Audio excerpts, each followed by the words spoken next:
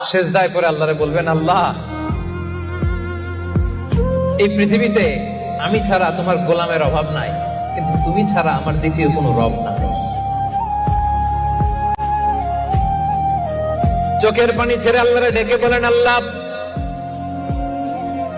এই জমিনে আমি ছাড়া তোমার গোলামের কোনো অভাব নাই, কিন্তু তুমি ছাড়া দ্বিতীয় কোনো রব আমার নাই, তুমি ছাড়া দ্বিতীয় কোনো জায়গায় চাওয়ার সুযোগ আমার নাই।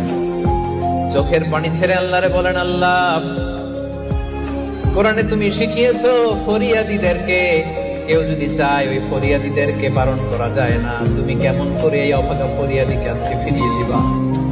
চোখের পানি ছেড়ে আল্লাহর কাছে চান, সব তিনি দিয়ে দিতে পারেন। চিল্লায় বলেন ঠিক কিনা?